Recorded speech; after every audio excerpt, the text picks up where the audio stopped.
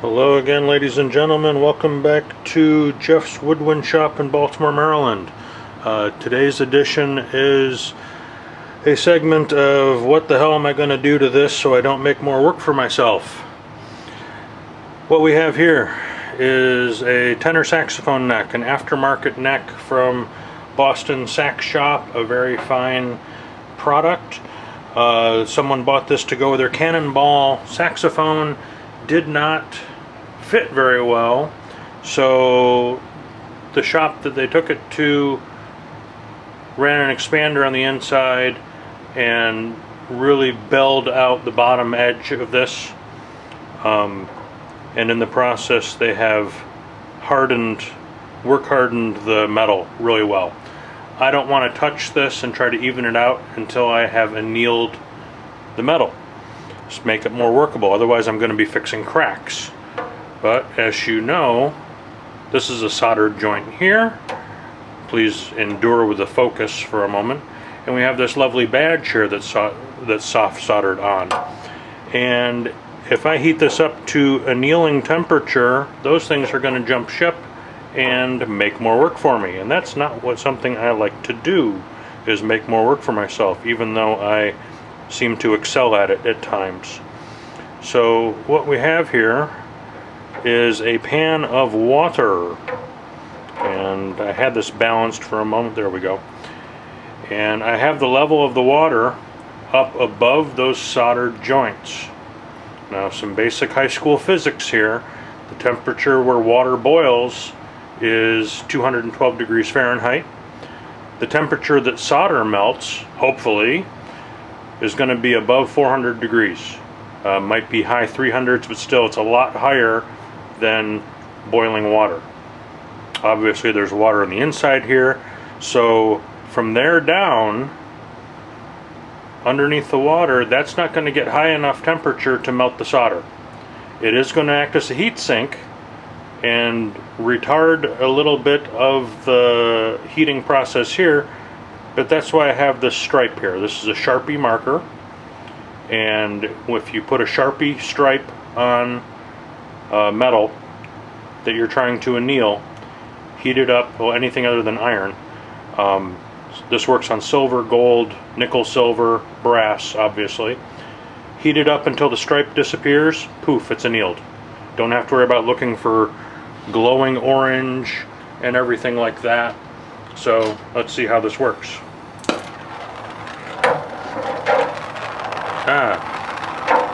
Stand up there. I'm just going to hold this with one hand, make it a little bit easier. So this is the number 2 tip on my Smith torch. The container that I have here, it's a metal roasting pan from one of those turkey roasters that I use for all sorts of stuff.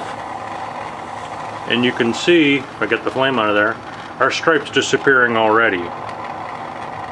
So I just have to focus some attention on the back side, make sure that I'm heating thoroughly. I use this roasting pan because it's metal, and as you can see the flames there, you don't want to stick this in a plastic bucket. Things will get interesting in a hurry. So metal pan if you can find it. These roasting pans serve a lot of other purposes that are very handy for the size. So if you spot one at a garage sale, grab it so you can have it in your shop. Don't use it to heat up chili. Once you have it in the shop, just use it for shop stuff. Don't ever put food in it ever again. But it's a very good metal pan to have and a good heating element to have.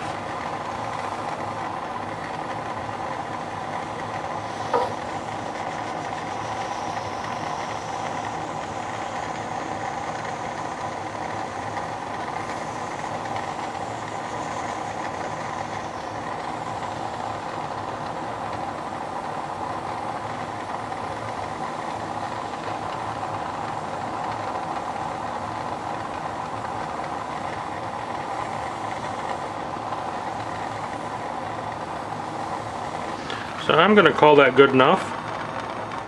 And then the nice thing about brass, I can just dunk that right in the water and quench it. Brass will not harden when you quench it, so you don't have to worry about that